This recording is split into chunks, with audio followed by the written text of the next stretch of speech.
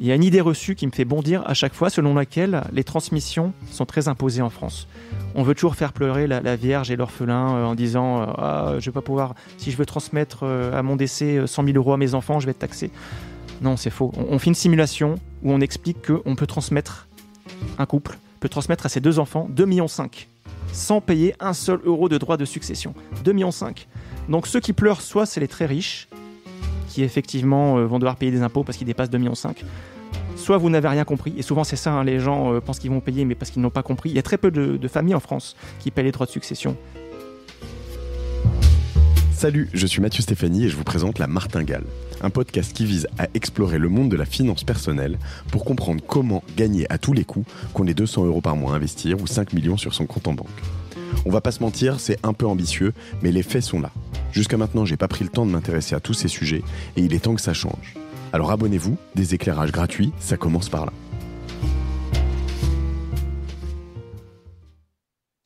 On est parti pour cet épisode de La Martingale. Alors je suis extrêmement content pour raconter ma vie à tout le monde. C'est que dans mes podcasts, souvent, on parle de café. Et puis, je viens juste au moment où commencer cet épisode de voir passer Franck, notre monsieur Escafé, mon fournisseur de café depuis 2005 ou 2006, qui a beaucoup de pression parce que voilà, maintenant il y a de plus en plus de mes auditeurs qui me demandent ses coordonnées, et qui vient de passer avec la nouvelle machine à café, et l'autre a 4 ans, quelque chose comme ça. Et elle est belle, mais elle a beaucoup pratiqué, et elle commençait à faire un café tiède, ce qui est vraiment pas bon. Donc là, ça y est, c'est reparti. On va avoir du bon café. Je pourrais t'en offrir un à la sortie de cet épisode, si tu veux, Nicolas. Super, merci. Alors aujourd'hui, on va parler avec Nicolas Decodin, mon invité dans La Martingale, de défiscalisation. Alors, je vais venir un peu là-dessus. Je vais vous expliquer pourquoi j'ai mis autant de temps à venir là-dessus, et voilà. Mais avant tout ça, je vous présente rapidement Nicolas, qui est le cofondateur de Avenue des Investisseurs, qui est un des sites de référence, en tout cas au moins dans les sites indépendants, sur les investissements. On parle pas de trading, hein, on est plus sur tous les placements à la papa ou à la maman, parce qu'aujourd'hui on est plus que à la papa, c'est comme ça, à l'ancienne, tu vois, où on se pose un peu. Sur Avenue des Investisseurs, vous avez vraiment, vous présentez beaucoup de choses, et c'est comme ça que je t'ai trouvé, parce qu'à un moment je me suis dit, bon, qu'est-ce qu'on fait sur la défisque ? J'ai pas envie d'aller voir un spécialiste qui a son truc à me vendre, voilà. Donc j'ai tapé défiscalisation comme un gros pimpin sur Google, et boum, je suis tombé sur un de vos articles qui était quand même très complet, qui m'a beaucoup plu. Et du coup, je me suis dit, je suis chaud, je vous ai contacté. Et toi, tu t'es dit, non mais attends, le mec, il me contacte, c'est ce que tu m'as répondu sur le site. Ouais. Il me contacte que maintenant, quoi. Moi, Nicolas d'Avenue des Investisseurs, là, je te fais rougir. Ça faisait 2 ans qu'on t'attendait. Et bien voilà, je suis venu à toi. C'est une belle intro, on est bien là, Nicolas ? On est bien, c'est ça. Bon. C'est ça, donc Nicolas, j'ai cofondé avec Ludovic Avenue des Investisseurs il y a déjà presque 4 ans. Ludovic Chaput, ouais. Ludovic Chaput. Début 2018. Donc c'est vraiment un site pour le grand public qui s'adresse à tout le monde. Donc on a vraiment des jeunes qui ont 17-18 ans, très jeunes, qui veulent prendre d'emblée les bons réflexes de l'épargne, de l'investissement, jusqu'aux plus âgés. On a aussi des gens qui nous écrivent qui ont 80-85 ans. Alors forcément, là, ce n'est pas la même problématique. C'est plutôt des gens qui veulent transmettre et optimiser leur transmission. Mais on s'adresse à tous, du plus jeune âge au plus ancien, des femmes, des hommes, des moins fortunés aux plus fortunés. Les jeunes de 17-18 ans, ils investissent que par les influenceurs TikTok, non ? Non ? C'est un peu l'image qu'on en a. Beaucoup vont sur TikTok. Mais devenir riche. C'est pas du tout notre credo. Devenez millionnaire du jour au lendemain en investissant dans l'immobilier. Non, c'est pas du tout notre credo. Nous, c'est plutôt l'investissement long terme. Je vais pas dire dans le sang et les larmes, mais non, faut partir sur du long terme. Faut prendre des bonnes habitudes. Tous les mois, investir en diversifiant. Donc, on a mis des guides pratiques pour expliquer l'investissement en assurance vie, en immobilier, en bourse. Vraiment, les bases à découvrir et à maîtriser sur tous les sujets pour être vraiment bien diversifié avec un patrimoine diversifié, équilibré pour du long terme. Je reviens là-dessus parce que j'en ai déjà parlé dans ces épisodes, mais on en a aussi parlé tout à l'heure.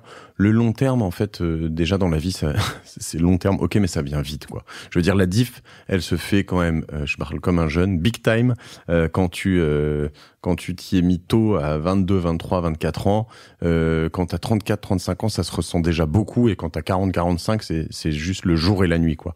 Alors toi, on peut en parler un peu, t'as quand même un parcours original là-dedans, t'en parles pas beaucoup, je sais, mais je vais en parler quand même. Tu m'as dit oui, alors c'est bon. C'est possible. Non, je vais en parler parce que je te l'ai dit. J'étais pas agent secret, on peut le dire. Non, t'étais pas agent secret, mais t'as été militaire avant d'être, enfin, t'es ingénieur de formation, t'as été militaire, t'as été déployé en opération, en OPEX, on dit. C'est ça. Et je sais que j'ai pas mal de militaires qui écoutent la Martingale notamment. J'embrasse tous ceux qui se reconnaîtront là-dedans, un en particulier. Et je sais qu'il y en a beaucoup qui sont alors à Barkhane, qui sont au Mali, qui sont voilà, et beaucoup de gens qui peuvent se reconnaître là-dedans aussi, qui vont être des sportifs pros assez jeunes, qui voient des revenus assez importants en début de vie, et plutôt que de le dépenser en Porsche et en bouteille, en boîte de nuit, qui se disent je vais essayer de faire un truc intelligent avec tout ça. Toi, c'est un truc qui te touche aussi. Donc, t'as vécu ça quand même assez tôt. Hein. C'est ça. C'était en 2009. J'ai fait une OPEX de 6 mois en Côte d'Ivoire en 2009. Donc, j'avais 23 ans. Et effectivement, on était bien payé en OPEX. Il faut savoir qu'on a un salaire à peu près x2, voire x2,5. Donc, moi, je n'avais aucune éducation financière. Donc, si tu gagnes, quand t'es lieutenant, quelque chose comme ça, tu vas gagner 3-4 000 euros. Ta vie réduite à 6, 7, 8 000 euros. Quoi. C'est ça. Si on était à 3 000, on est à 6, 7 000 euros. Oui. Donc, ça fait tout de suite une grosse capacité d'épargne qui arrive. Et qu'est-ce qu'on en fait ? Donc, c'est là que je me suis posé les premières questions. Moi, je n'avais vraiment aucune connaissance à l'époque. Des parents qui n'ont pas transmis d'éducation financière particulière. Pas d'études. Enfin, si, j'ai une maîtrise en compta finance, mais jamais on a abordé ces questions d'investissement en compta finance. On parlait d'entreprise plutôt, la comptabilité d'entreprise. Donc c'est sur le tas en 2009 que j'ai dû commencer à découvrir ce sujet, à apprendre par moi-même pour placer, parce que je suis revenu d'OPEX avec quelques dizaines de milliers d'euros. Qu'est-ce que je vais en faire ? Donc je me suis tourné vers ma banque qui a voulu me vendre une assurance vie à 4% de frais sur versement. Ça m'a semblé un peu chelou. 4% de frais sur versement, ça veut dire que donc on t'enlève énorme. Les 4% dès l'entrée. C'est ça, je mets 50 000 euros, on me prend directement 2 000 euros. Je l'avais un peu mauvais, je trouvais ça un peu surprenant, donc je me suis renseigné sur Google. De fil en aiguille, je me suis passionné sur le sujet. J'ai ouvert une assurance vie sans frais sur versement. J'ai fait plein de choses ensuite. J'ai investi en bourse, de l'immobilier SCPI, etc. Et pour juste reformuler ça aussi d'une autre manière, la manière dont tu as fait ça, et ça m'intéresse aussi parce qu'on en parlait, c'est que tu es passé par les forums, notamment tous les groupes à droite à gauche sur des réseaux sociaux, les forums hardware Reddit, forum, notamment, etc. Donc sur lesquels tu as créé toi-même des channels finance, mais sur lesquels aussi tu étais très actif. C'était aussi vraiment un des bons endroits, une des bonnes manières pour aller chasser tous les coups, avoir des tas de nerds comme ça de ces univers qui ensemble vont se donner les bons plans. C'est ça. Hein. C'est ça. On avait un peu le même profil sur HFR, Topic Épargne. Un peu le profil HFR, Hardware Forum. D'accord. On va commencer à expliquer les acronymes parce qu'en finance il y en a plein. Et si on commence par des acronymes de nerd. Donc oui, on avait un peu le même profil, beaucoup d'ingénieurs ou de gens un peu rigoureux, je vais dire, et l'envie d'optimiser surtout, l'envie de ne pas partir dans la mauvaise direction, l'envie d'optimiser. Et donc ensemble, on découvre ensemble le sujet. Certains deviennent des piliers parce qu'ils ont une longueur d'avance, ils sont un peu plus vieux. Moi, progressivement, j'étais rien au début. Je découvrais comme tout le monde. Hein. J'ai niveau 0. J'ai commencé comme tout le monde, niveau 0. Progressivement, je suis devenu un pilier. J'ai écrit la première page du Topic Épargne pour expliquer vraiment dans les grandes lignes comment on épargne, comment on investit. Et puis ensuite, en 2018, c'est là que j'ai pris mon envol avec Ludovic. On a créé notre propre site pour mettre vraiment, pour tout poser à plat, pour avoir un truc un peu plus sexy qu'un forum de nerd, pour avoir un site vraiment avec des illustrations, des images, des schémas pour expliquer concrètement ce qu'est une assurance vie. Ça parle tout de suite mieux avec des schémas. On avait un meilleur support pour vraiment transmettre, parce que c'est ça notre but, de transmettre nos connaissances, et avec ce support, c'est tout de suite plus agréable. Alors, ça s'appelle donc avenue des investisseurs.fr. Il y a une newsletter, il y a des réseaux sociaux, on peut s'abonner, voilà. Toute cette intro est importante pour moi parce qu'on vient sur un sujet que j'ai pas voulu aborder, qui est la défiscalisation, et que je voulais pas l'aborder avec des personnes potentiellement intéressés. Alors pour avoir la totale de ce qu'on va dire aussi, mais c'est ce qui m'intéresse dans les réseaux, les forums, etc. C'est qu'on va vraiment toujours gratter au fond du fond sur les moindres, pour en avoir vu, hein, moi je suis pas assez patient pour ça, mais les moindres comment t'appelles ça, les moindres paragraphes, lettres, mots sur tous les contrats de tous les partenaires. Et donc ça, vous êtes passé par là dans plein de choses. Aujourd'hui, sur Avenue des Investisseurs, vous vivez quand même de liens d'affiliation. Donc souvent, ce sont des partenaires vers qui vous renvoyez des lecteurs. Mais je crois que c'est toujours très clair. Mais ce sont les meilleurs. Et moi-même, je suis client de tous les partenaires que l'on cite. Je veux dire... pour la bourse, par exemple, je vais citer Fortunéo, Bourse Direct. Je suis client. Pour l'assurance vie, on a Linksea, assurancevie.com, Yomoni. Voilà, on a fait de même pour tous les sujets, l'immobilier, la bourse, l'assurance vie, etc. On a choisi les meilleurs, ceux sur lesquels nous-mêmes, on a investi. Et nous-mêmes, on a envie de... Moi, mes parents, je les conseille aussi. Et je veux que ce que j'explique à mes parents, c'est ce que j'explique à mes lecteurs. Je suis tout à fait dans cette démarche hein, avec mes sponsors. Après, on a des choix différents sur certains pour des bonnes et mauvaises raisons. Non, pour que des bonnes raisons d'ailleurs, je pense. Mais en l'occurrence, ça c'est clair que c'est, je pense, assez important. Je dis ça parce qu'en effet, là, on va pas forcément en parler hein, dans ce qu'on va choisir aujourd'hui. Le sujet que je te propose d'aborder, c'est donc la défiscalisation. Alors pourquoi j'ai mis tant de temps ? Parce que déjà, tu vois, par moment, entre Génération du Yourself, mon autre podcast, et La Martingale, on m'assimile à, tu vois, je sais pas, il y a des journalistes qui sont venus me voir en me disant, toi, qui es une sorte de vrai représentant du capitalisme. Je dis non, je sais pas, moi, je vis dans un monde libéral, capitaliste, bon, donc je surfe dessus comme je peux, mais j'ai pas envie d'être un fer de lance, un représentant, etc., etc. Et la défisque, c'est vraiment un truc qui est sur lequel, dans l'absolu, auquel je veux pas forcément être associé. Déjà parce que j'en fais pas, parce que je paye fièrement mes impôts, parce que par moment, et là je vais en faire hurler certains, mais par moment je trouve que sur certaines choses que j'ai pu faire, j'en ai pas payé assez, et que je pense que c'est pas ouf, contrairement à ce que beaucoup de gens peuvent dire, et que du coup, voilà, tu vois, pour aller jusqu'au bout hein, de ce que j'ai dit, et voilà, je me suis fait contrôler plusieurs fois URSSAF, etc., et une fois impôt sur le revenu, je me suis fait rembourser de l'argent, et je parle en milliers d'euros au pluriel et très largement au pluriel, quoi, pas loin de la dizaine de milliers. Donc, tu vois, pour te dire à quel point je suis droit dans mes bottes là-dessus. Maintenant, je pense aussi, et c'est ce dont on va parler, que j'espère que t'es d'accord là-dessus, mais je crois, hein, si on a bien échangé avant, que il y a des dispositifs qui te permettent d'économiser des impôts pour t'incentiver à faire des choses dont la société a besoin. Donc, partant de ce principe-là, c'est une bonne chose de se lancer dans ces dispositifs parce que potentiellement tu vas investir de l'argent dans l'immobilier, dans plein d'autres choses, dans le futur de la France, dans plein d'autres choses sur lesquelles en fait tu as un kicker qui est important et l'État français va te dire si tu fais ça, moi je te rémunère, je te rétribue, je te reward, quoi. Donc ça. À partir de ce moment-là, je me dis tant que tu restes dans ces clous-là et que tu n'en abuses pas, moi ça me semble très très bien de suivre ces dispositifs. Ça te va comme on est principe de base? On est complètement en ligne. Par exemple, on peut citer les dons. Les dons sont défiscalisés, les dons aux associations. Si on verse 1000 euros, admettons, à une association, on a 66% ou 75% de défiscalisation.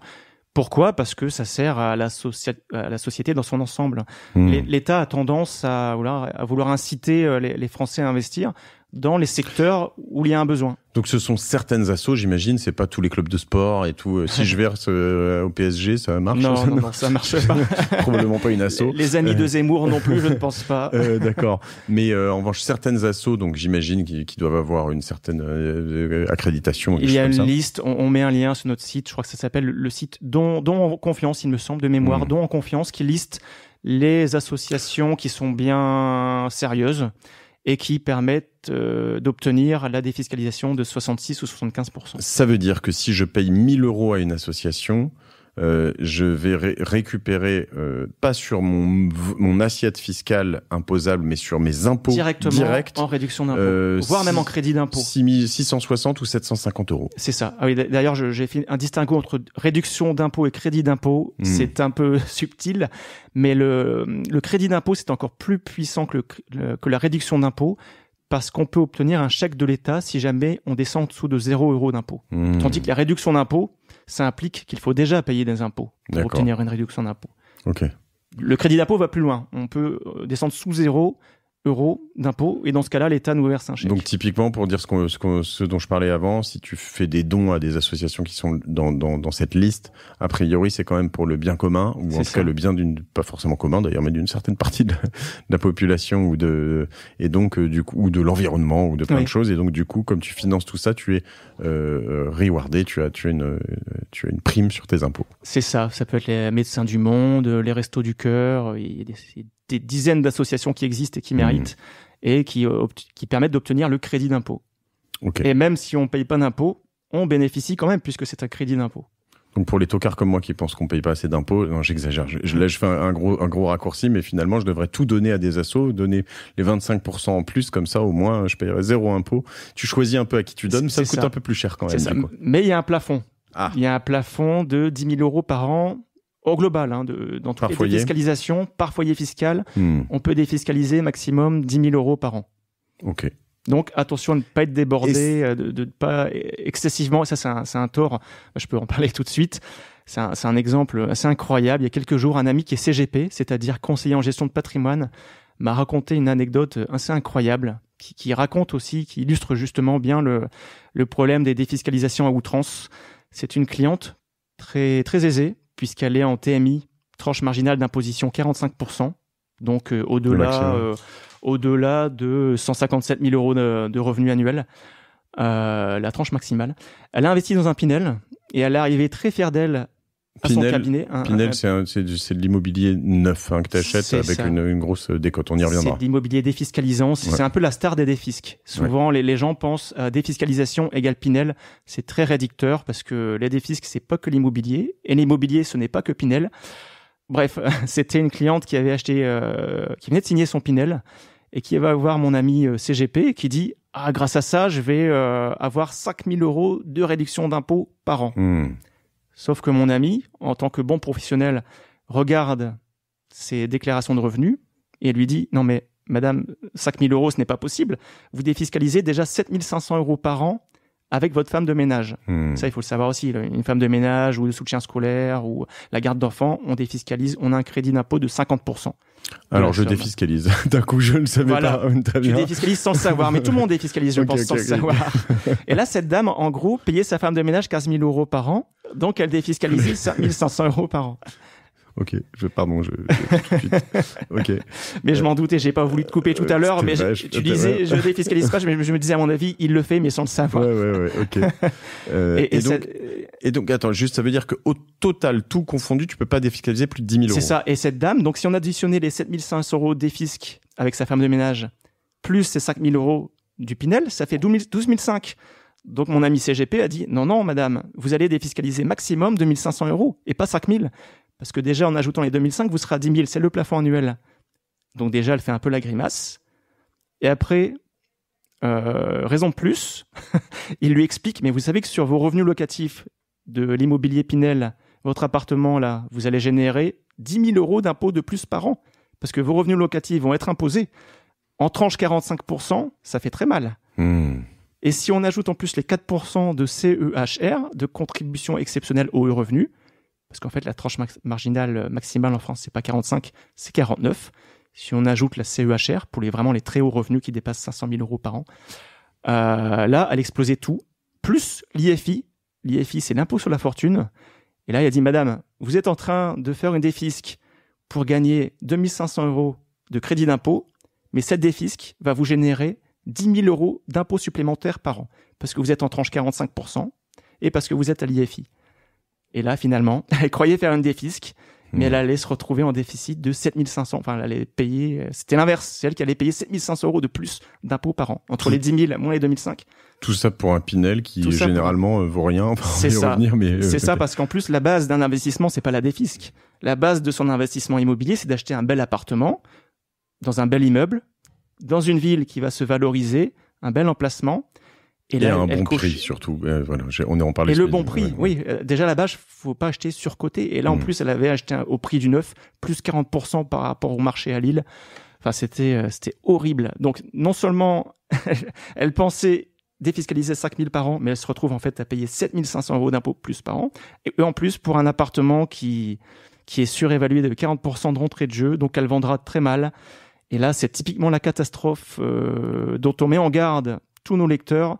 Attention, une défisque, pourquoi pas? On n'est pas fan non plus, mais pourquoi pas? Mais il faut que ça soit intelligent.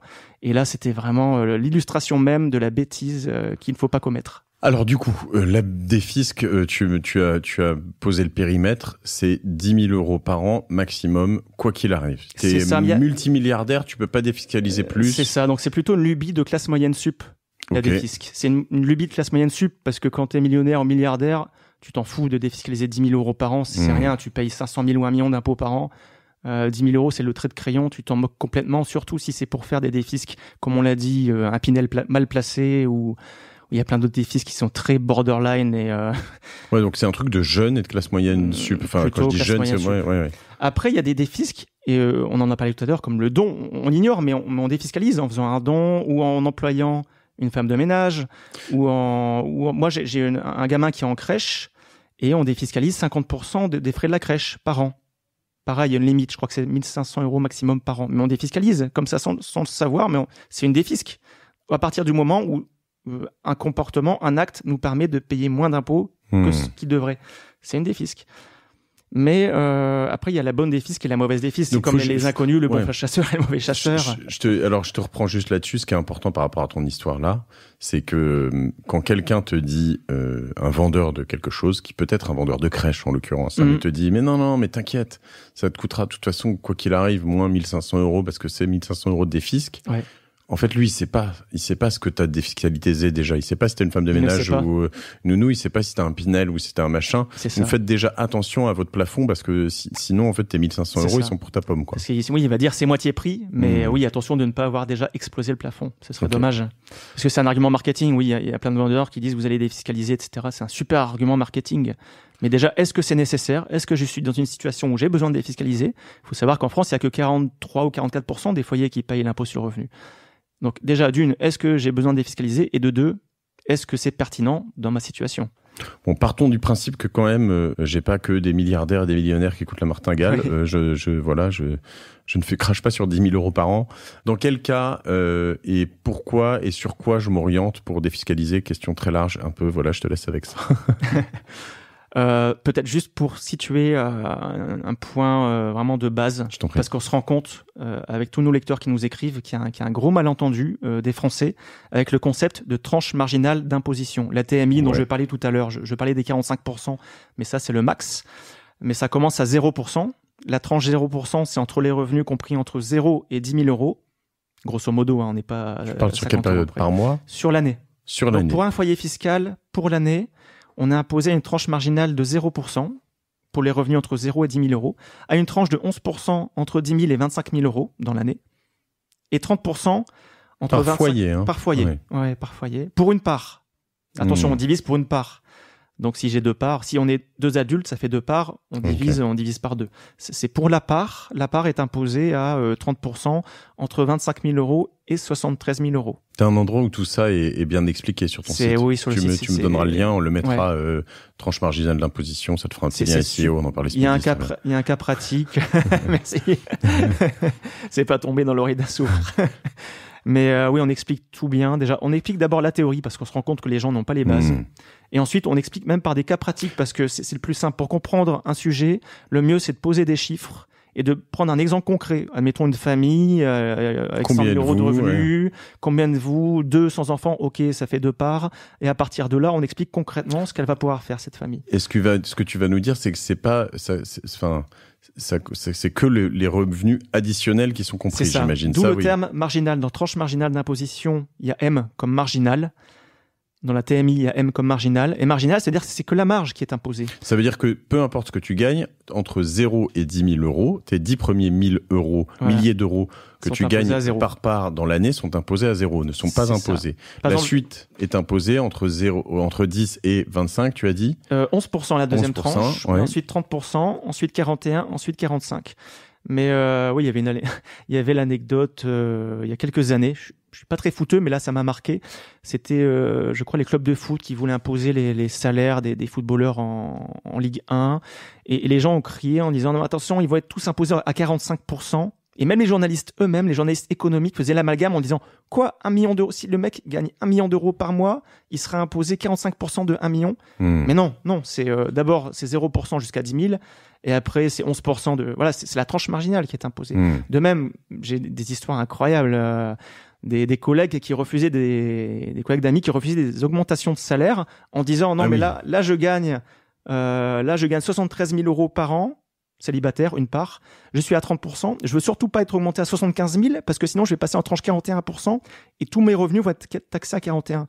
Non. Et je dis, ok, refuse l'augmentation, ça va faire plaisir à tes collègues qui, eux, vont pouvoir récupérer l'augmentation. Mais si tu refuses, c'est bête parce que... C'est que les 2 000 euros de plus qui seront à 41, donc de 73 à 75. Exactement. Donc ça, c'est déjà la base à bien comprendre. Quand on défiscalise, typiquement, un 28 000 euros de revenus, on n'est pas imposé à 30%. La tranche marginale est à 30%, mais on est imposé en fait à 8%, parce qu'on est imposé à 2 400 euros d'impôt sur revenu. Pour 28 000 euros, ça fait 8,63% précisément, tandis qu'on est à une tranche 30%. Compris. Mais c'est intéressant de savoir sa tranche, parce que c'est cette tranche qu'on va défiscaliser. C'est intéressant de savoir que moi, je suis en tranche 30%, et que donc, si je défiscalise par exemple 1 000 euros, eh ben, ça me fait économiser 300 euros d'impôt. Si je défiscalise 1 000 euros, je gagne 30%, donc 300 euros d'impôt. C'est intéressant. Mais si je suis en tranche 11%, est-ce que ça vaut le coup de faire un investissement de 1 000 euros pour avoir un crédit d'impôt de 11%? Bah là, faut voir. C'est moins pertinent qu'à 30 ou 41 ou 45%. Très bien. Donc là-dessus, pour être bien s'éclairer, soit on lit Avenue des investisseurs, soit on va sur des tas de forums, on se met un peu en mode nerd, soit on se fait accompagner, quoi. C'est plus simple. Franchement, ça sera plus simple d'aller directement sur le site où vraiment c'est hyper bien vulgarisé. Ouais. Et on nous apprécie pour ça. C'est bien expliqué. Dans l'article, il faut 5-10 minutes à lire un article parce qu'on est quand même un peu exigeant et on va au fond des choses. C'est pas un simple article de 500 ou 1000 mots qui va qu'en surface. On va très loin en profondeur. On explique la théorie. Et quand les gens, au début, en intro, souvent on explique les bases, et ensuite on explique vraiment un cas pratique, comme ça, quand on a fini de lire l'article, on maîtrise le sujet, on a compris. Très clair. On allait aller sur la suite, justement, et sur... donc pour revenir à ma question, à quel moment je défiscalise? Donc en effet, ce qu'on est en train de dire là, c'est que si par tranche d'imposition, donc par exemple un foyer de 2 personnes qui gagnent, j'allais dire qui ne gagnent que, enfin c'est très bien déjà, mais qui gagnent 50 000 euros, t'es à 2 fois 25 du coup. C'est ça. Et donc ton taux d'imposition est que de 11% entre guillemets. Jusqu'à 25 659 euros, 11%. Voilà. Donc bon, c'est pas. Donc défiscaliser, ça veut dire que tu vas vraiment payer sur l'équivalent de 15 000 euros. 11% donc tu parles des 15 000, c'est de 10 à 25, 11%, donc tu vas payer 300 euros d'impôt par an.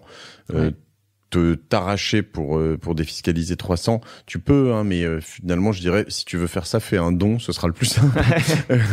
Non, tu peux toujours te faire, j'exagère, un Pinel ou s'il est bien fait, c'est quand même bien de mettre 300-400 euros par an de côté, mais c'est pas là où il faut pas y passer le maximum. Faut vraiment que ça soit un super Pinel, hein, parce qu'on voit que 90% du temps c'est survendu, c'est un prix trop élevé. Mais ça se trouve des super Pinel. Mais ça peut se trouver, mais alors ça s'appelle toujours un Pinel, oui, Pinel. Ça s'appelle toujours Pinel. C'était oui. Et apparemment, il y a le super Pinel qui va sortir en 2022. Mais voir s'il sera vraiment super, ça n'est pas sûr.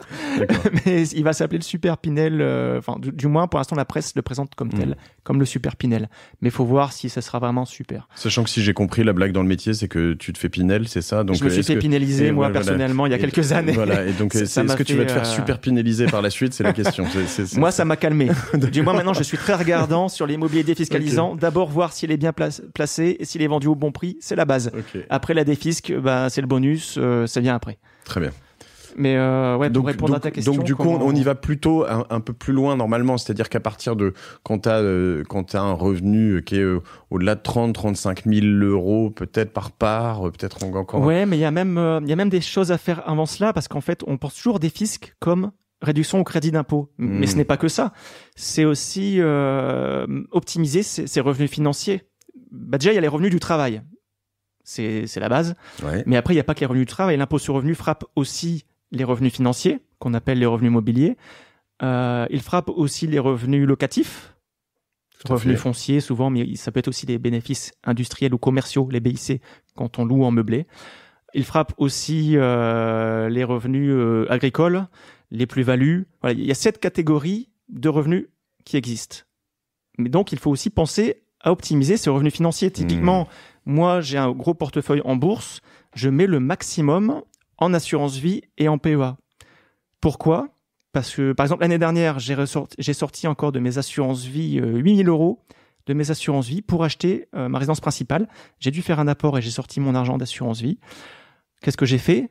J'ai sorti l'argent de mes assurances vie qui ont plus de 8 ans. Ainsi, j'ai bénéficié à plein de l'optimisation fiscale qui veut que quand on sort d'une assurance vie qui a plus de 8 ans, on peut sortir 4 600 € de plus-value ou 9 200 € quand on est en couple, sans impôt sur la plus-value. C'est-à-dire j'ai sorti 8 000 €, enfin même plus, c'était 30 000 €, mais dans ces 30 000 € que j'ai rachetés, que j'ai récupérés, il y avait 8 000 € de plus-value. Ces 8 000 € n'ont pas été taxés. Parce que j'étais sous le seuil d'abattement annuel. Ça veut dire, sinon c'est 30%. Donc sur 8 000 €, t'es à 2 400, quoi. En vulgarisant, ouais, c'est ça. J'ai pu sortir 8 000 €. J'ai pris flat tax de base. C'est ça. Si on prend la flat tax, ça fait, ouais, c'est ça. Sinon, donc, au pire, c'est flat tax, qui est déjà très bien. La flat tax, c'est un progrès par rapport à avant. Avant, on était imposé en tranche marginale, donc ça pouvait monter jusqu'à 45%. Maintenant, c'est flat tax tout compris, y compris les 17,2% de prélèvements sociaux. Avant, c'était la TMI plus 17,2% de prélèvements sociaux. Donc là, au pire, maintenant, l'assurance vie, c'est très bien. Au pire, c'est 30% sur la plus-value. Et au mieux, comme je l'ai fait, bah, c'est 0 impôt sur le revenu, juste les prélèvements sociaux. Mais j'ai payé 0. Et tous les ans, je retire tous les ans des milliers d'euros de plus-value en exonération totale d'impôt sur le revenu. Alors, je pose juste un warning à ce que tu dis. Je pense que tu vas pas me contredire. Qui est attention à l'opérateur avec qui tu travailles. Parce que, évidemment, moi, j'ai fermé, par exemple, l'année dernière, alors j'aurais dû pouvoir les transférer, mais c'était déjà tellement compliqué à fermer. J'ai fermé toutes mes assurances vie, PEA, compte épargne logement, PE, tout ce que tu veux. Le grand nettoyage. Le grand nettoyage, parce qu'en fait, je voyais que mes frais pour envoyer et sortir de l'argent de ces comptes étaient juste ubuesques. Et donc, à un moment, tu te dis, non, mais... en fait, tu vois, contre cette carotte fiscale, en fait, on me fait payer un fee qui est trop important. Oui, il faut quand même trouver aussi tes partenaires là-dessus, qui te prennent pas des fees de sagouin à l'entrée, à la sortie. C'est ça, parce que effectivement, l'assurance vie ou le PEA, ce sont des véhicules juridiques. Donc, c'est la même fiscalité qui s'applique, quel que soit le contrat. En revanche, oui, attention à bien choisir l'assurance vie, et c'est justement ce qui m'a amené en 2009 à me renseigner sur l'assurance vie. Quand j'ai vu qu'il y avait 3 ou 4% de frais sur versement, je me suis dit non, c'est pas possible. Et effectivement, il existe des assurances vie super, qu'on compare d'ailleurs. On a un article avec les meilleures assurances vie, avec un tableau comparatif où on compare les critères. On a 0 frais sur versement pour les meilleures assurances vie, avec très peu de frais de gestion annuels, un bon fonds euro pour la sécurité, des unités de compte pour investir en immobilier ou en bourse si on veut. Et avec tout ça, on peut avoir une performance. Et c'est grâce à ça que j'ai eu 8 000 € plus-value. Sinon, je serais à 0. En fait, c'est souvent les mêmes qui sont des pure players, tant récents, tant moins récents d'ailleurs, et qui, en fait, ont un parcours très très bien fait où tu te débrouilles tout seul pour gérer ton argent. Et du coup, comme tu ne demandes rien à personne, en fait, ils te font pas payer trop de fees. C'est ça. C'est ça. Ils ont des bureaux. À Paris souvent. Ils ont des conseillers. D'ailleurs, c'est incroyable parce que quand on les appelle, moi je suis client Linksea, assurancevie.com, d'autres, enfin vous venez sur mon site, mais quand on les appelle, c'est surprenant. Ils décrochent au bout de 2 ou 3 sonneries, alors que je paie 0 frais. Avant, j'avais des produits qui me surchargeaient en frais et je me disais, je paye plus de frais, mais au moins j'ai le service. Mais non, même pas, parce que j'arrivais pas à joindre mon conseiller, ou il était absent, personne ne le remplaçait, attendez, prenez rendez-vous dans 3 semaines. Non, maintenant c'est plus possible. Maintenant j'appelle, tac, j'ai quelqu'un au bout du fil, ou alors ça se règle en ligne sur le chat. Donc finalement, il y a moins de frais et un service incomparable. On est gagnant sur tous les tableaux, au niveau des frais, au niveau de la performance, parce que j'ai des bons produits avec des bonnes unités de compte et des bons fonds euros sur l'assurance vie pour investir. Mon PEA, pareil, j'ai peu de frais de transaction, je n'ai pas de droit de garde. Gagnant sur tous les tableaux et le bon service. Bon, ok. Donc, faut choisir les bonnes. En effet, j'aime bien cette approche de se dire, en fait, à certains endroits, En effet, alors je sais pas pourquoi on t'incite à faire ça. C'est pour mettre de l'argent dans l'économie, en fait. C'est pour ça que ces mécanismes sont là. J'essaie de réfléchir. Oui, il y a certaines niches fiscales. On peut clairement parler de niches fiscales. Pour moi, ce sont les plus belles niches fiscales françaises. Financièrement, le PEA et l'assurance vie, tout le monde devrait les ouvrir. Même, tu disais ça tout à l'heure, hein, même quand on est jeune, on se dit, je suis jeune, 20 ans, 25 ans, je vais pas ouvrir. En plus, c'est 8 ans, c'est loin. Non, moi, ma première assurance vie, elle date de 10-12 ans.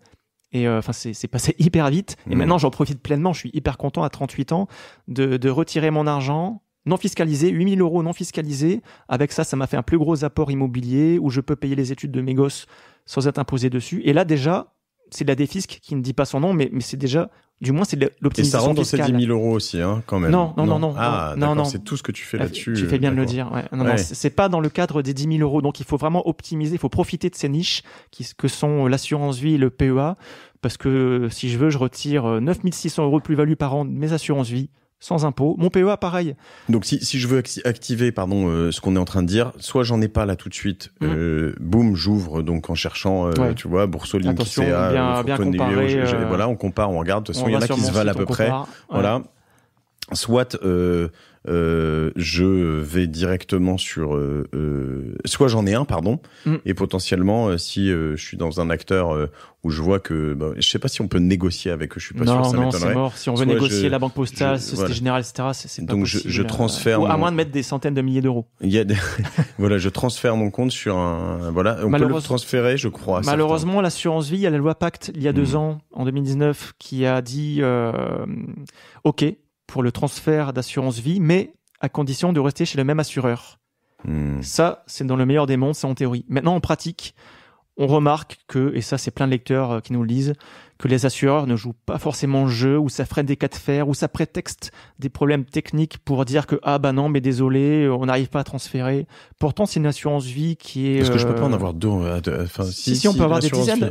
Moi, j'en ai une dizaine. Assurance vie, je suis un peu extrême. Non, c'est sur les PEA ou PEL, je sais plus. PEA, PEL, ou livret A, c'est un seul par personne. Ce sont des produits réglementés par l'État et c'est un par personne. Mais assurance vie, non. D'ailleurs, les riches en ont beaucoup et c'est non plafonné. On peut avoir des dizaines de millions d'euros ou même des milliards sur assurance vie, c'est non plafonné et on peut en avoir plusieurs. Si les riches le font, c'est qu'il faut y aller. Alors du coup, on y va tous. J'ai envie de dire oui, mais en choisissant bien son assurance vie. Très bien. Et le PEA, pareil, on peut sortir aussi en exonération d'impôts. Et là, c'est pas après les 8 ans du contrat, c'est après les 5 ans du PEA. Donc pareil, il faut ouvrir le PEA même en l'ouvrant juste avec 100 euros. Ouais. Et après les 5 ans du PEA, on peut sortir les plus-values sans impôt sur le revenu et sans de plafond. C'est-à-dire en assurance vie, je suis limité à 4 600 ou 9 200 selon si je suis célibataire ou marié par an. Tandis que là, c'est freestyle. J'ai 40 000 euros de plus-value sur mon PEA, je les sors demain, pas d'impôt. Et pardon, mais derrière, tu fais la même chose. En fait, moi, tout ça, ces produits, ça me hérisse le poil, j'exagère un peu, mais une assurance vie, tu peux acheter des actions dessus comme sur un PEA. En fait, tu choisis juste d'où ta source, mais... Si on a une bonne assurance vie, oui. Si on a une bonne assurance vie, on peut investir en immobilier avec ce qu'on appelle les CPI, les sociétés civiles de placement immobilier. Il y a aussi des CI sur les bonnes assurances vie.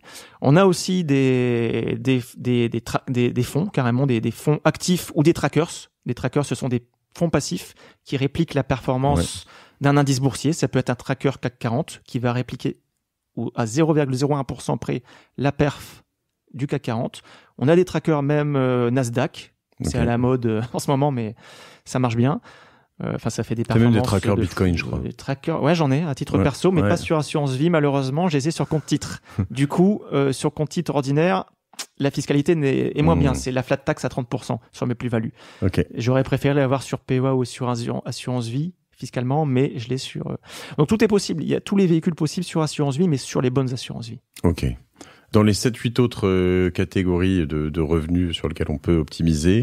les revenus locatifs, il y a un gros sujet là. Ah oui, donc quand tu es propriétaire d'un appart et que tu le loues, raconte-moi. On voit plein de gens en fait qui disent « Ah, j'ai acheté mon appartement, je vais avoir X% de rendement. » Par exemple, je dis n'importe quoi, 6% de rendement. Je dis « Ok, c'est vraiment brut ou net ?» Bon, déjà, je désarçonne un peu mon interlocuteur.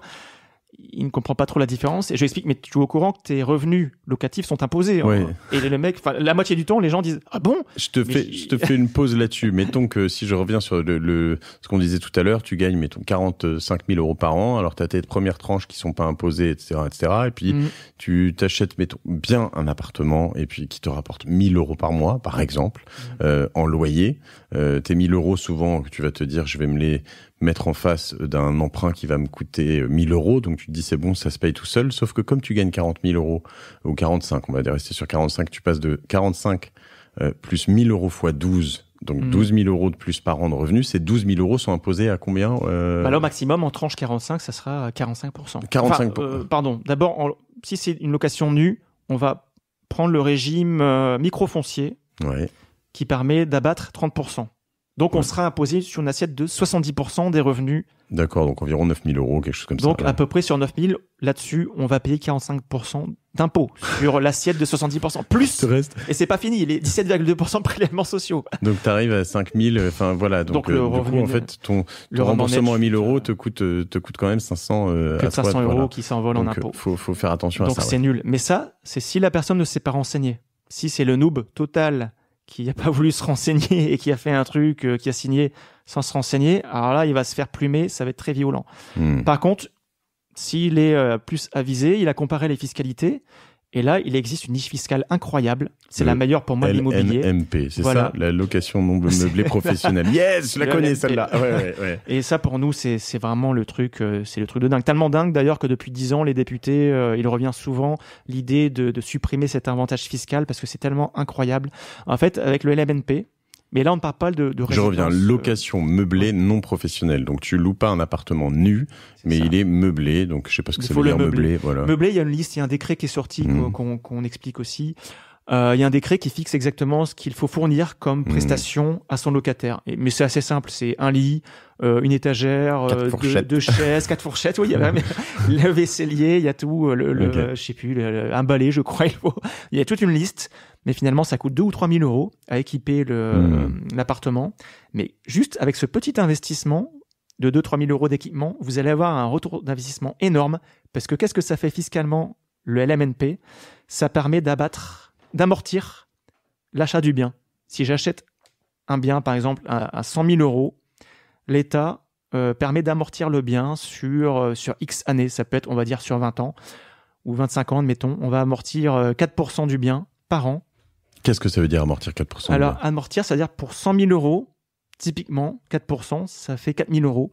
Je vais pouvoir imputer sur mes revenus locatifs 4 000 euros. Mais c'est virtuel, ce n'est pas une vraie dépense. Je donne pas 4 000 euros à un fournisseur ou à l'État. Non, c'est juste virtuel, c'est un amortissement comptable, juste pour justifier la dépréciation comptable du bien. Ça se fait en entreprise, ça, en comptabilité d'entreprise, bien sûr, ça se fait. Sur des ordis. Sur ordinateur, exactement, on amortit plusieurs années. Donc les entrepreneurs comprennent bien, mais en fait, c'est de la fiscalité d'entrepreneur, mais appliquée aux particuliers. Et le particulier va pouvoir amortir sur 25 ans. En fait, c'est un peu plus compliqué que ça, mais on va vulgariser. Mais l'expert comptable expliquera après. Mais oui, admettons 4% d'amortissement par an. Donc 4 000 euros de moins par an. Et grâce à cela, effectivement, on va pouvoir avoir une assiette imposable qui est ramenée à zéro. Bien souvent, le LMNP, ça permet d'avoir, par exemple, 10 000 euros de revenus par an, mais au lieu d'être taxé à 50% tout compris, avec la TMI, les prélèvements sociaux, etc., on peut arriver à 0 euros d'assiette fiscale, alors qu'on a en trésorerie 10 000 euros. 0 euros d'assiette fiscale imposé, même si c'est imposé à 30% d'impôt sur 0, ça fait 0. Donc tu as la petite lanterne rouge ou verte qui s'affiche quand tu es en train de louer quelque chose et que tu l'as pas loué en non meublé professionnel. Donc LMNP, c'est que tu es en train de te faire pinelliser, c'est ça? C'est ça, là, ça fait mal. En parlant de Pinel, est-ce que tu peux louer un Pinel, donc un neuf que tu as acheté avec déjà une remise, en LMNP? Non, parce qu'il y a une contrainte. C'est ça en plus, le Pinel, c'est vraiment horrible. Pardon pour les vendeurs de Pinel qui nous écoutent. Mais ouais, il y en a un brillant. Enfin, l'anecdote que j'ai racontée tout à l'heure, le vendeur, il était génial d'avoir vendu un Pinel à une dame qui a 45% de TMI, qui va payer 10 000 euros d'impôts pour défiscaliser 2 500 euros par mois. Le vendeur, il est génial. Par contre, le conseiller, c'est un super vendeur, mais c'est pas un bon conseiller. Et ta question, pardon. Oui, le Pinel, il y a une contrainte de location. Il faut le louer 9 ans ou 12 ans, ça se détermine au départ. C'est 9 ans, et oui, en effet, d'accord. Si on prend 12 ans, on a une plus grosse défisque, mais c'est une contrainte de 3 ans supplémentaires. Donc, à l'issue de cette contrainte de location, il y a aussi des contraintes de loyer. Hein. Du coup, le rendement locatif, il est pas très bon en Pinel parce que c'est limité à X euros de loyer par mois, par mètre carré. Je comprends. Enfin, il y a une contrainte sur X années. Et à l'issue de ces X années, on retrouve la liberté de louer. On peut changer de statut. On peut le louer, par exemple, en meublé. Et c'est généralement ce qui est recommandé, hein, de passer en cours de route en meublé. Là, il faut envoyer une déclaration POI. Au tribunal de commerce. Bon, on explique tout ça aussi dans notre article. Il est en train de nous perdre. Je veux pas vous perdre, mais en gros, l'idée, c'est qu'on peut changer. Si vous êtes en location nue et que vous vous dites « Ah mince, je me fais défoncer au niveau fiscal », bon, tant pis, le passé est passé, mais à l'avenir, dès maintenant, vous pouvez prendre la décision de passer le bien en meublé. Vous mettez 3 000 € de meubles et vous faites la déclaration qui va bien. Je t'avoue qu'il faut que je fasse ça parce qu'en plus, les 3 000 € de meubles, je les ai déjà mis il y a bien longtemps. Ah, donc, non, mais je sais. Mais il y avait eu un truc technique à un moment il y avait eu une raison pour laquelle j'étais passé de LNMP à autre chose, mais je sais plus laquelle. Donc, il va falloir que je recreuse ce truc-là. Très bien. Donc, on a retenu, j'ouvre des PEA, assurance vie, toutes ces choses-là dans des bons endroits. Je passe en LNMP si je suis, si je loue un bien immobilier. C'est ça. À voir si ça se loue bien aussi. Il faut que ça se loue sur le marché du meublé. Mais bon, dans les grandes villes dynamiques, il y a toujours plein d'étudiants ou plein de jeunes cadres qui cherchent un appartement déjà meublé. Donc, ça se loue super bien dans les grandes villes. Ok. Donc là, on a vu effectivement le financier. Le financier, on l'optimise avec les bonnes enveloppes, l'assurance vie, le PEA. L'immobilier, on l'optimise avec aussi le bon dispositif fiscal. En louant en nu, c'est très fiscalisé l'immobilier nu. Mais en louant en meublé, on a vu qu'on optimise en LMNP. Au niveau des revenus professionnels, ça tout le monde connaît. Enfin, tous ceux qui ont déjà travaillé et qui ont déclaré leurs revenus, la première année, on apprend qu'on a une défiscalisation on déduit 10% en tant que frais pro de nos revenus professionnels. On a le choix soit entre les 10%, soit entre les frais réels. Ouais. Donc, par exemple, si je gagne 3 000 € par mois, admettons, soit je vais choisir, c'est l'option par défaut, les 10% d'abattement. Donc, l'assiette imposable ne sera pas de 3 000, mais sera de 2 700 €. Okay. Soit, je me dis que j'ai plus de 300 € de frais réels. Ça peut être la cantine, les frais de transport, des frais de tenue, l'équipement, ordinateur, etc. Mais gardez bien vos factures. Si j'ai plus de 300 € de frais réels, x 12 dans l'année, là, je choisis l'option frais réels pour diminuer mon assiette. Par exemple, si j'ai... faire comme dans une entreprise, tu cumules tes factures, tu mets exactement et tu mets tes frais réels, quoi, au centime près avec toutes tes factures dans un fichier. J'imagine qu'il y a peut-être des outils qui te permettent de faire ça. Il vaut mieux les conserver parce que s'il y a un contrôle, faut pas la donner. Faut pas donner les justificatifs au moment de la déclaration, mais si dans quelques années vous avez un contrôle, au moins vous pouvez justifier que vous n'avez pas inventé des frais réels bidons de 1 000 € par mois. Non, faut prouver. Mais finalement, c'est le même système qui s'applique pour l'immobilier parce qu'on a vu que on choisissait soit le micro-abattement de 30% ou soit on choisit l'abattement frais réels en location nue. En meublé, on ne l'a pas dit, mais on choisit soit le micro-abattement le micro LMNP de 50% d'abattement, soit on choisit les frais réels. On choisit les frais réels généralement parce qu'il y a l'amortissement qui permet d'atteindre 0 d'assiette. Je sais pourquoi je l'ai pas fait. Tiens, je me rends compte, pardon, parce que je crois qu'en nu, il y a une histoire de travaux. C'est-à-dire que moi, j'ai eu des gros travaux. Foncier. Exactement. D'accord. J'ai eu des gros travaux dans l'appartement auquel je pense, et en l'occurrence, en LMNP, je pouvais pas les enlever. Bien vu. Et en l'occurrence, il s'agissait de, tu vois, je sais plus, c'est pas façade, mais c'était des fondations ou des choses comme ça. Et donc le truc, en effet, voilà. Bon, tu vois, t'as optimisé fiscalement. J'avais une bonne raison. Ouais, ok. Non, c'est malin. Ouais. Ok. Très clair. Tu nous avais préparé une petite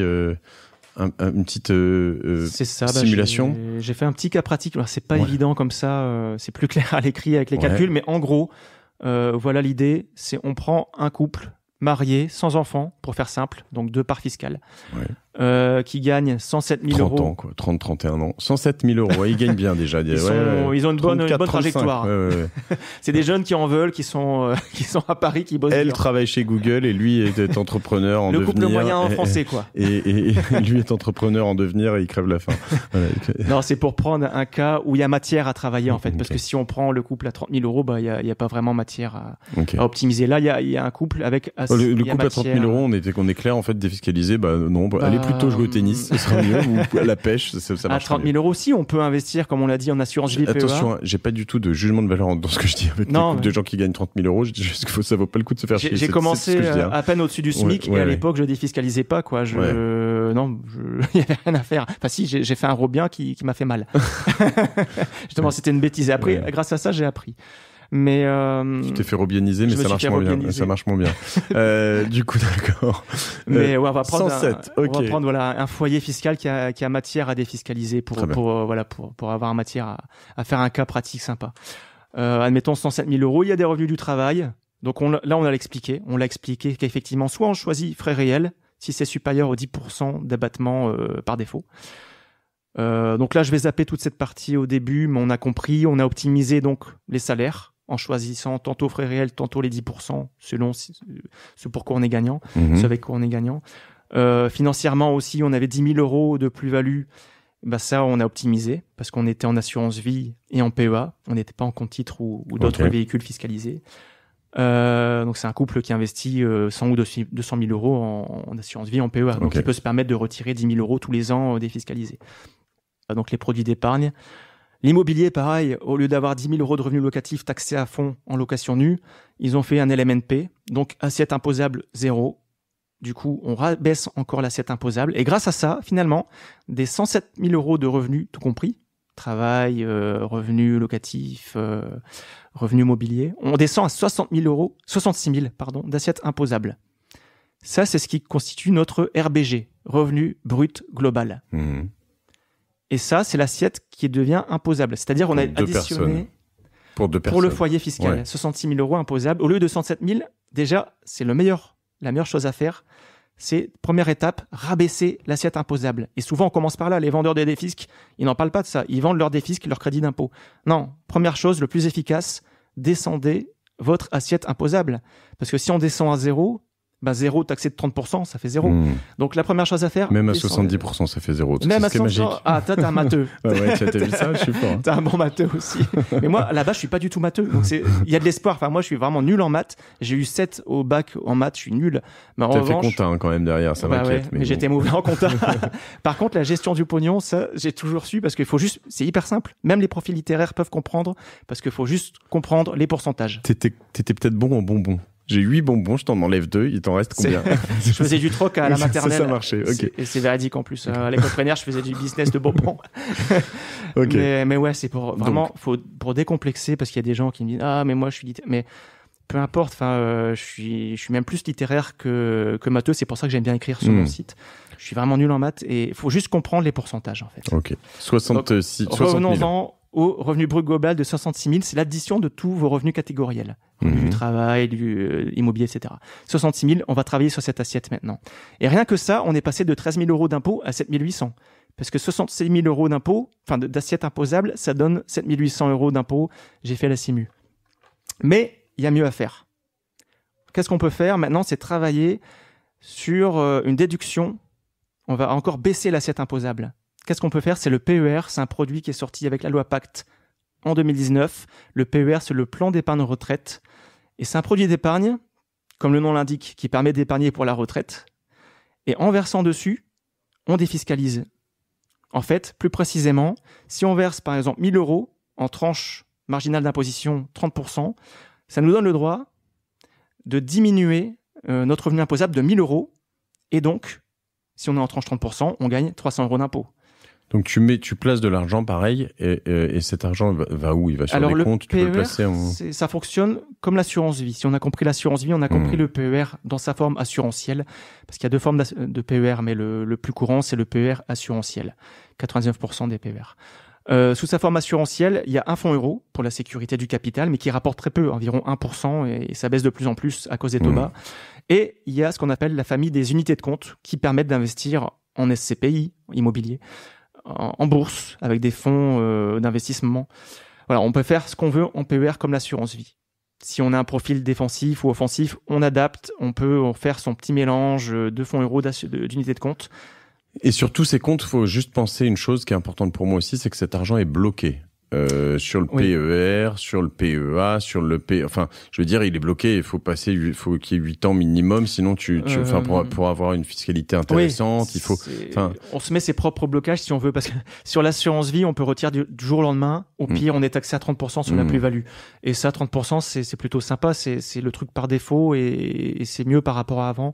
C'est correct. Mais souvent, on dit que c'est 8 ans parce qu'effectivement, si on attend 8 ans, on défiscalise. Enfin, on a optimisé fiscalement.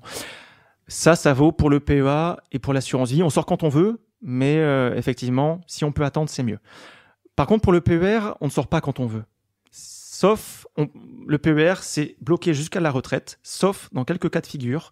Il y a des cas de sortie anticipée qui sont très réglementés. La plus facile, c'est l'achat de la résidence principale. Ouais. Si je verse sur mon PER, dans 2 ans, j'achète ma résidence principale, ok, pas grave, dans 2 ans, je retire, je peux récupérer mon argent. Même si c'est un rachat d'une nouvelle résidence principale ? Bonne question. Bon, on va pas dire de bêtises, on vérifiera. Il faudra, mais il y a déjà des lecteurs qui m'ont posé cette question. J'ai creusé, j'ai regardé les textes et j'ai rien vu qui s'y oppose.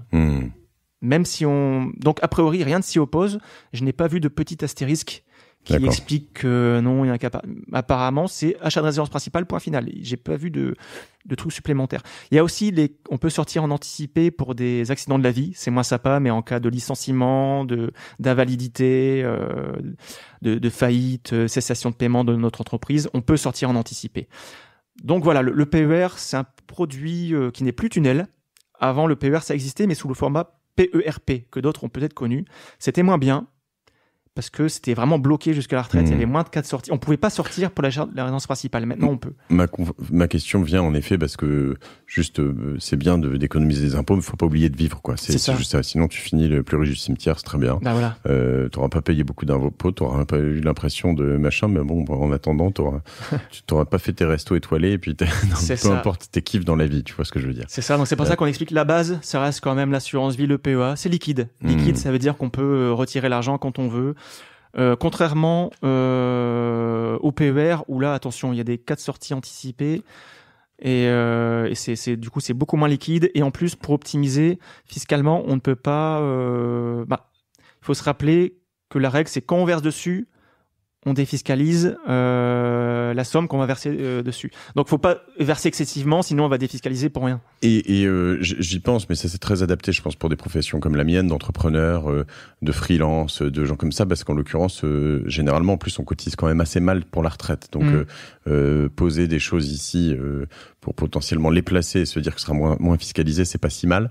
La question que je me pose sur tout ça depuis le début, tu vas finir après ta simulation, mais c'est des placements financiers, des LMNP, des PEA, PE, tout ce que tu veux. Est-ce que tout ça dialogue directement avec le Trésor public, ou est-ce qu'il faut aller chercher, parce que moi il y a un truc qui me saoule là-dedans, ce qui était le cas avant, c'était d'aller chercher tous les papiers pour justifier, etc. Aujourd'hui, maintenant c'est un dialogue plus facile, donc c'est automatiquement mis dans tes déclarations. Ouais, maintenant je vois dans mes déclarations, c'est indiqué clairement, c'est déjà pré-renseigné dans les cases. Il y a juste à checker, si on veut on check avec ce qu'on appelle l'IFU, l'imprimé fiscal unique envoyé par votre courtier d'assurance vie par exemple, ou le courtier en bourse qui nous envoie l'IFU, ou pour le PER pareil, on passe par des acteurs, des courtiers qui doivent également envoyer l'IFU, donc c'est très simple, c'est déjà pré-renseigné, on check et voilà. C'est hyper lazy maintenant. Ok, très bien. Donc là, pour reprendre la simulation, on est à 66 000 euros de revenus bruts global. Admettons que notre couple verse 10 000 euros sur son PER. Ça permet donc, en tranche 30%, de diminuer notre impôt sur revenu de 3 000 euros. C'est génial. On passe de 66 000 euros d'assiette à 56 000 euros d'assiette. Et je reprends, pardon, c'est 10 000 euros, donc en fait, ça peut paraître beaucoup, mais tes 10 000 euros ne t'en coûtent que 7 000. C'est ça. Donc, c'est ça, parce qu'on va récupérer 3 000 dans les impôts. Parce que là, du coup, notre couple, il passe de 7 800 euros d'impôt sur revenu quand il était à 66 000 euros d'assiette. Mais maintenant, avec 56 000 euros d'assiette, en ayant versé les 10 000 euros, il passe à 4 800 euros d'impôt, exactement, moins 3 000. Et ça, c'est quand même hyper puissant. Et c'est intéressant, pas pour tout le monde, mais c'est intéressant si on est en TMI 30%. À partir de 30%, ça devient TMI, sympa. taux marginal d'imposition, ok, très bien. Parce que là, du coup, sur 10 000, on défiscalise, on récupère 3 000. Maintenant, si on verse 10 000, mais qu'on n'est qu'à 11%, c'est que 1 100, bon, c'est moins sympa. Donc à partir du 30%, ça devient bien. Et si on est long terme, si c'est pour la retraite ou si on pense que dans 5-10 ans, on achètera la résidence principale et qu'on pourra récupérer l'argent. Donc ça, c'est une bonne défisque aussi, mais à condition de choisir le bon produit. Comme l'assurance vie ou le PEA, il faut comparer, il faut choisir le bon produit, ne pas avoir de frais sur versement, avoir des bonnes unités de compte pour faire de la performance. Voilà, donc notre couple arrive maintenant à 56 000. Et qu'est-ce qu'on peut faire ? C'est pas fini. On peut maintenant attaquer les réductions d'impôts. Et là, c'est ce que j'appelle la voiture balai. Okay. La première chose à faire, donc on l'a vu, c'est déduire, baisser l'assiette imposable. C'est hyper puissant. On est passé de 107 à 56, hyper puissant. Maintenant, on fait la voiture balai. On va essayer de voir si on peut encore baisser notre impôt.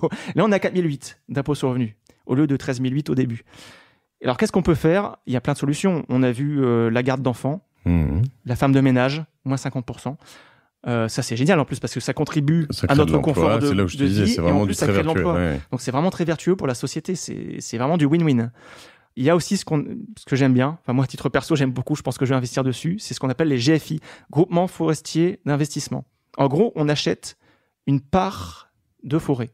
Il y a des sociétés de gestion qui achètent des dizaines de forêts en France, en Europe, avec des chênes, des pins, tout ce que vous voulez. Ils diversifient, comme en immobilier. En immobilier, on a les SCPI, pour ceux qui connaissent, qui vont acheter du bureau, des commerces, du résidentiel dans toutes les villes. Pareil, les GFI, c'est la SCPI appliquée aux forêts. On va investir dans plein de forêts différentes essences, différentes maturités, c'est-à-dire des petites pousses et des grands arbres centenaires. Et en investissant là-dessus, on va récupérer tous les ans un petit rendement, parce que c'est 1 ou 2% par an, c'est pas énorme, qui vient de la coupe du bois pour l'entretien des forêts. Coupe du bois, les droits de chasse et de pêche, donc des petits rendements. On peut aussi espérer, à plus long terme, une rentabilité parce qu'il y a une valorisation des forêts depuis plusieurs décennies. Mais comme l'immobilier, ça peut baisser, attention. Et donc ça, quand tu achètes 10 000 € d'un GFI, tu économises combien ? Alors là, dans mon exemple, le couple, il a pris des GFI et c'est moins 25% d'impôt sur le revenu. Donc là, typiquement, il investit 4 000 € dans les GFI.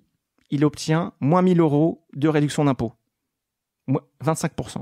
Donc, notre couple, il passe de 4 800 € d'impôt sur le revenu à 3 008. On se rapproche de zéro. Bon, maintenant, voilà, on y est. Il n'y a plus qu'à avoir sa femme de ménage, la garde d'enfants, on est à zéro. Ces parties-là sont imputables sur les 10 000 € maximum. Hein, on est d'accord. C'est ça. Là, ça s'impute sur les 10 000. Pas tout ce qu'on a vu avant, mais pas le PER, pas tout ça, tout pas ce qui est. T'as tout compris, bravo. Et c'est exactement ça. Les produits d'épargne, non, ça n'imputait pas dans les 10 000. En revanche, les réductions au crédit d'impôt, là, oui, ça va imputer dans les 10 000. Et j'ai reçu Enerfip qui fait des placements dans des produits, tu vois, le crowdfunding dans l'énergie. Énergie, donc éolien, etc. J'ai adoré cet épisode. Alors, il me disait qu'on pouvait... Ah oui, j'ai la réponse à ma question. Tu peux investir via un PEA. Donc, du coup, dans la plupart des trucs comme ça. Donc, mais en pratique, c'est compliqué. Hein. Pratique, c'est compliqué de trouver le bon courtier. On a aussi des retours. C'est sur Homunity. Pareil, on peut investir en PEA dedans. Quentin Romé qui est passé ici aussi, super. C'est ça, on connaît, c'est sympa. On aime bien le crowdfunding immobilier aussi. Et oui, c'est possible en PEA, mais attention aux complications. En pratique, les courtiers n'aiment pas trop. Ça va coûter des frais, etc. Mais enfin, on peut le faire, c'est optimisé, mais attendez-vous à devoir galérer avec votre courtier. Écoute, j'ai l'impression qu'on a fait un bon tour, sauf si j'ai vraiment oublié un gros truc que tu voulais me dire aujourd'hui. On arrive à la belle, comme à Wall Street, de 1 heure qu'on dépasse. J'ai oublié quelque chose. C'est ça, non, l'essentiel à retenir, c'est ça. C'est investir et défiscaliser. C'est du bonus. Faut pas se lancer dans des investissements qui sont vraiment trop bancaux. Et attention, c'est trop bancal. C'est parce que, attention, d'abord, pensez invest. Et des fiscs, c'est bonus. Et d'abord, pensez à réduire l'assiette imposable. Moi, je vais remonter un cran plus haut. Hein. Faites-vous plaisir avant tout ça. Même faites-vous kiffer dans la vie, les gars. C'est ça. Quand je dis les gars, c'est inclusif encore. Et du coup, t'as raison. Et aussi, moi, je retiens une chose, c'est quand on te dit attention, c'est défiscalisé, etc. Pensez bien à ces 10 000 € maximum. Est-ce que ça rentre dedans ou pas ? Est-ce que je les tape déjà ou pas ? Parce que finalement, il y a un moment où c'est là où tu te retrouves dans la situation de cette femme. Très clair. Sinon, mais ça c'est un volet qui est hyper intéressant, mais qui prendrait trop de temps, mais juste en 30 secondes. Il y a une idée reçue qui me fait bondir à chaque fois, selon laquelle les transmissions sont très imposées en France. Ouais. On veut toujours faire pleurer la Vierge et l'orphelin en disant je vais pas pouvoir, si je veux transmettre à mon décès 100 000 euros à mes enfants, je vais être taxé. Non, c'est faux. On fait une simulation où on explique qu'on peut transmettre, un couple peut transmettre à ses 2 enfants 2,5 millions sans payer un seul euro de droit de succession. 2,5 millions. Donc ceux qui pleurent, soit c'est les très riches, qui effectivement vont devoir payer des impôts parce qu'ils dépassent 2,5 millions. 2,5 millions, c'est énorme. 2,5 millions, oui. On peut transmettre J'avais en à 2 tête enfants. 100 000 ou quelque chose comme ça, Non. d'accord. Alors, faut s'y prendre très tôt, en revanche. Faut s'organiser trop. Faut s'organiser tôt. Faut démembrer la propriété pour la transmettre en nue propriété à ses enfants. Faut utiliser des assurances vie pour transmettre 152 500 euros par binôme souscripteur bénéficiaire. Faut transmettre 100 000 euros par enfant par parent tous les 15 ans parce que c'est c'est 0 droit de succession là-dessus. Voilà, il y a plein de choses à faire, mais le truc c'est faut juste s'organiser. Donc si vous vous plaignez, c'est soit vous n'avez rien compris, et souvent c'est ça, les gens pensent qu'ils vont payer, mais parce qu'ils n'ont pas compris. Il y a très peu de familles en France qui paient les droits de succession. Soit faut être très aisé, ou soit faut être mal organisé. Voilà, et c'est là où je tiens à revenir, parce que de temps en temps, je me fais un peu moucher par des amis, et des vrais amis en l'occurrence, mais conseillers en gestion de patrimoine, etc., par rapport à peut-être ce qu'on a pu dire tout à l'heure sur les Pinel, etc. Moi, en fait, je fume les gens qui sont malhonnêtes et qui font les choses que pour des primes. Voilà. En revanche, dans tout ce qu'on dit là aujourd'hui, dans les 3/4 de ces choses-là, je m'y aventurerai jamais tout seul, parce qu'en fait, c'est éminemment complexe, etc. Et donc, à un moment, quand tu vois les économies que tu peux faire d'impôts sur un couple et te dire, en fait, ça peut être à 7, 8, 10 000 euros, ça peut être, etc. Quand t'as quelqu'un qui s'en occupe et qui prend 1 000, 2 000 euros par an, parce que c'est son job, fine. Et s'il le fait très bien et qu'il le fait dans ton intérêt et pas dans le sien, ça me va très bien. Donc voilà, juste tout ça pour dire et conclure cet épisode sur le fait que il y a plein d'extrêmement bons conseillers en gestion de patrimoine, conseillères en gestion de patrimoine. J'en connais certains, il y en a certains qui sont venus sur ce podcast et je pense que en l'occurrence, il faut bien s'entourer pour faire ce genre de choses, surtout à partir d'un certain revenu évidemment. Ouais, c'est ça, parce que nous on fait de l'éducation financière pour la masse, mais maintenant si on a besoin de conseils personnalisés, il faut se tourner vers un pro. Mais attention, ou alors faut y passer des heures et des heures et des heures. Faut se passionner comme moi, voilà, sinon. Ouais. Être comment tu m'as dit, un lifestyle creep, c'est ça. Mais là, attention, il faut bien s'entourer d'un vrai pro, d'un vrai conseiller, et non pas d'un vendeur comme on a vu tout à l'heure qui va vendre un Pinel et en fait c'est pas du tout adapté. Donc ouais, faut vraiment bien s'entourer d'un vrai conseiller.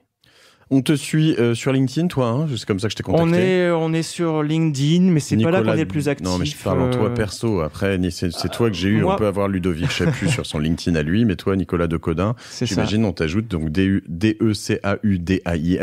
T'acceptes les gens qui t'ajoutent ou pas? J'accepte. S'ils sont sympas, ça dépend s'ils ont une tête sympa ou quoi. Il y a que des gens sympas qui écoutent la martingale. Il y a pas un seul con ici, je l'ai fui de toute façon. Donc voilà.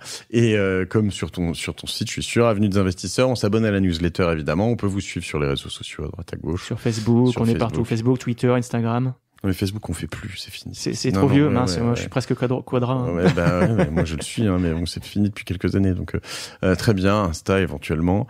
TikTok. Et voilà. Et toi, Nicolas, d'ailleurs, c'est quoi ta martingale à toi? Ah. Alors moi, c'est pas gagnant à tous les coups, hein. La martingale, ça fait un peu évidemment le rouge ou le noir. Mais j'aime beaucoup les trackers pour investir en bourse parce que c'est l'investissement passif. Parce que moi, en fait, à la base, c'est pour ça que j'aime bien les finances perso. Je suis un gros fainéant. Et les finances perso, j'aime bien recevoir des revenus comme ça sans travailler. Et les trackers, ça permet d'investir en bourse sans travailler, sans avoir à éplucher des dossiers d'entreprise pour savoir sur quelle entreprise je vais investir. Donc les trackers, c'est des fonds indiciels qui me permettent d'investir directement sur le tracker Nasdaq ou le tracker S&P 500 ou CAC 40. Même moi, je préfère encore faire plus simple. Je prends juste un tracker World qui va investir sur les 1600 plus grosses sociétés mondiales. Comme ça, dedans, j'ai de tout. J'ai du LVMH, j'ai Facebook, Tesla, j'ai tout. Les 1600 plus grosses sociétés mondiales. Et avec ça, je diversifie très bien parce que c'est la base en bourse, diversifier. Et quoi de mieux que de diversifier sur 1600 boîtes. Et c'est ce qui fait une belle performance depuis des années. Et bon, ça ne préjuge pas de l'avenir, mais en Non. tout cas, je suis plus serein avec ça que de choisir 30 actions au pif. Si tout se casse la gueule, comme on parlait, on l'évoquait ce midi, avec certains aspects où à chaque fois en ce moment on a un peu l'impression de dire est-ce que c'est là, est-ce que ça va arriver, évidemment les trackers ils vont pas se porter bien, mais ce qui est intéressant juste là-dessus, c'est que quand tu prends le CAC 40, donc c'est les 40 plus grosses sociétés mondiales, ou World comme tu dis, les 1600, en fait t'en as tous les jours qui rentrent et qui sortent. C'est ça fait le ménage naturellement. Donc ça fait le ménage naturellement, t'es que sur les meilleurs. On regarde les winners. Et donc voilà, donc du coup si tu te dis que dans l'ensemble il y aura une croissance mondiale, si tu crois à cette qu'on est dans un monde en croissance, une croissance des profits. On peut même être en décroissance du PIB, mais avoir des croissances de profits et donc des bourses qui montent. Mais même pas que des profits, des capitalisations, c'est encore différent. Mais voilà, eh bien voilà, donc tant qu'on croit en l'avenir, les trackers se porteront bien. C'est ça, parce qu'on a même vu que même pendant les cracks, les subprimes, le crack de mars 2020 du Covid, les derniers cracks, on a toujours remonté. C'était l'histoire de quelques mois ou au pire 1 an ou 2. Donc il suffit d'être patient. Et en fait, c'est une question de mental et de discipline. Cool. Bon, écoutez, vous avez vu, je suis sûr que ça vous a plu. Avenuedesinvestisseurs.fr. Nicolas, c'était cool. On va se kiffer. Ça fait plaisir, Mathieu. C'était sympa. Avec nos communautés respectives. Allez chez eux. Et puis à tous ceux qui viennent d'Avenue des Investisseurs qui écoutent cet épisode parce que tu leur as parlé, venez sur la Martingale. Vous allez voir, on se marre bien. Ils vont s'éclater. Voilà, on apprend plein de choses d'une manière différente, peut-être plus organique, instinctive. On découvre, on défriche, on rencontre des gens, c'est chouette. Des gens comme toi, je suis ravi. J'ai cette chance de pouvoir faire ça, d'avoir en plus déjeuné juste avant avec toi, donc voilà, c'est cool. Merci Nicolas. Merci Mathieu. Et merci à vous tous d'écouter La Martingale. Oubliez pas de vous abonner en cliquant sur s'abonner sur La Martingale, sur le lecteur de podcast que vous utilisez. Abonnez-vous aussi à la newsletter de La Martingale. On envoie plein de super news toutes les 2 semaines. Pas que les épisodes du moment, mais aussi des bouquins à lire et des tas de choses super chouettes. Et puis voilà, partagez cet épisode. Faites-vous kiffer dans la vie. Et puis après, économisez des impôts. Salut, à bientôt.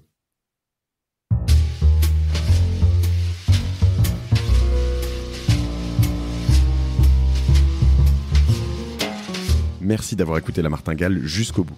Si cet épisode vous a plu, n'oubliez pas de le partager autour de vous, de vous abonner à la newsletter sur lamartingale.io et si vous trouvez 5 petites minutes, de mettre une note 5 étoiles ainsi qu'un commentaire sur Apple Podcast. Ça nous aide beaucoup pour remonter dans les classements. La Martingale est produit par Cosa Vostra, une agence de conseil tech et créative qui accompagne ses clients dans leur stratégie digitale pour qu'ils gagnent en visibilité, en singularité et en efficacité. Je remercie toutes les équipes pour la production.